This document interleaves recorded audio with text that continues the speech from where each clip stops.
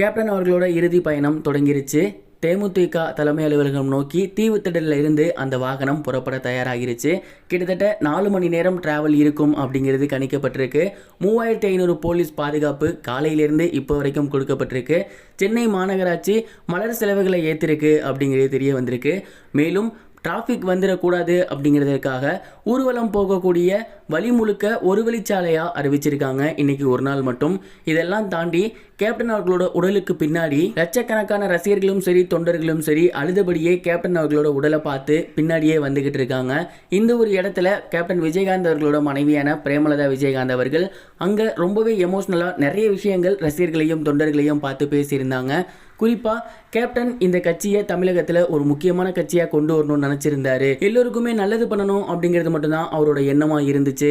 Captain அவர்கள் முழுக்க முழுக்க கட்சியை மட்டும்தான் மிகப்பெரிய சொத்தாக நினச்சிருந்தாரு. உங்களை மட்டும்தான் மிகப்பெரிய சொத்தாக நினச்சிருந்தாரு.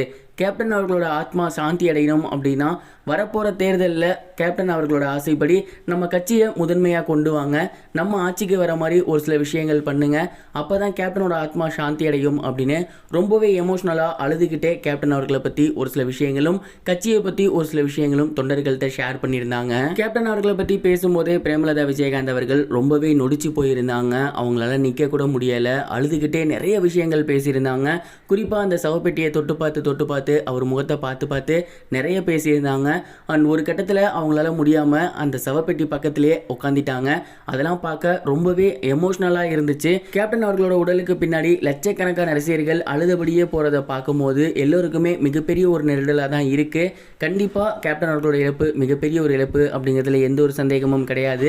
நீங்கள் இந்த ஒரு விஷயத்தை பற்றி என்ன நினைக்கிறீங்க? உங்களோட தாட்டை கமெண்ட் பாக்ஸில் ஷேர் பண்ணுங்கள். இது வரைக்கும் கனெக்டிங் டிவிக்கு சப்ஸ்கிரைப் பண்ணனா மறக்காமல் சப்ஸ்கிரைப் பண்ணிக்கங்க. உடனடி அப்டேட்ஸ் பெறுவதற்கு நோட்டிஃபிகேஷன் பெல்லையும் கிளிக் பண்ணிக்கங்க.